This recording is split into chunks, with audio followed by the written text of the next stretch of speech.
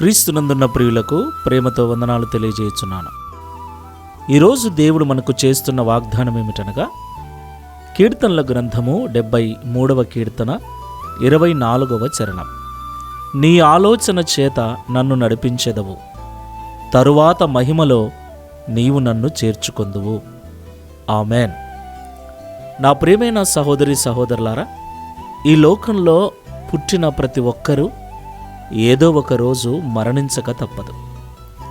ఈ లోకములో ఎంత బ్రతికినా, ఎంత సంపాదించినా, ఎలాంటి స్థితిలో జీవించినా ఒకరోజు అన్నిటినీ విడిచి, అందరినీ విడిచి, ఏమి తీసుకొని పోకుండా వట్టి చేతులతో మనం ఈ లోకాన్ని విడిచి వెళ్ళవలసిన పరిస్థితి ప్రతి ఒక్కరికి ఏర్పడుతుంది.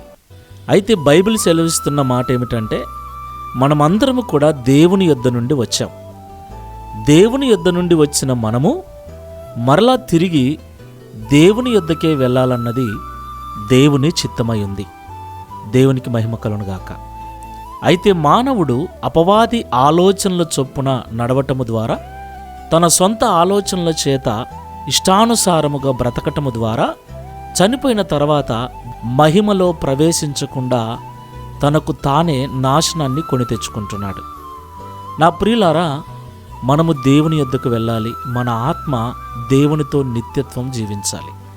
అలా జీవించాలంటే ఈ లోకంలో మన ఆలోచనల ప్రకారముగా, సాతాను యొక్క ఆలోచన ప్రకారముగా కాకుండా దేవుని ఆలోచన ప్రకారముగా మనము జీవించాలి. దేవుడు తన ఆలోచన చొప్పున మనను నడిపించగలడు. ఎవరైతే ఈ లోకంలో దేవుని ఆలోచన చొప్పున జీవిస్తారో వారు చనిపోయిన తర్వాత ఆయన తన మహిమలో వారిని చేర్చుకుంటాడు. ఒకసారి పరిశీలన చేసుకొని ప్రార్థన చేసుకుందాం. ఆలోచనకర్తవైన తండ్రి, పరిశుద్ధుడైన ప్రభువా, మీకు స్తోత్రాలు చెల్లిస్తున్నాం. ఈ ఉదయకాల సమయంలో మాతో మీరు మాట్లాడినందుకు స్తోత్రాలు చెల్లిస్తున్నాం.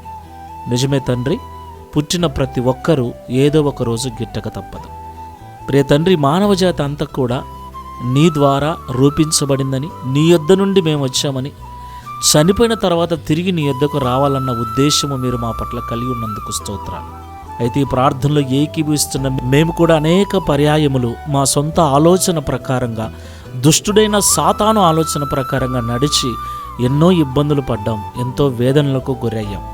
అయితే ఇక మీదట అపవాది ఆలోచన చొప్పున నడవక, మేము మా స్వకీయ ఆలోచన చొప్పున నడవక, నీ వాక్యము ద్వారా మీరు సెలవిచ్చే మీ ఆలోచన ప్రకారంగా నడుచుకొనుటకు, మరణించి నిత్యత్వములో మహిమలో నీతో కూడా నివసించుటకు సిద్ధపడే మనస్సును మాకందరికి అనుగ్రహించమని, ప్రతి ఒక్కరిని క్షమించి మారు మనసును అనుగ్రహించి నీ ఆలోచన చొప్పున జీవించున్నట్లు సహాయం చేయమని, ఈ మాసమంతయు కాచి కాపాడిన మీ కృపను నూతన మాసములు అడుగుపెట్టబోతుండగా మీ కృపను తోడుగా ఉంచండి.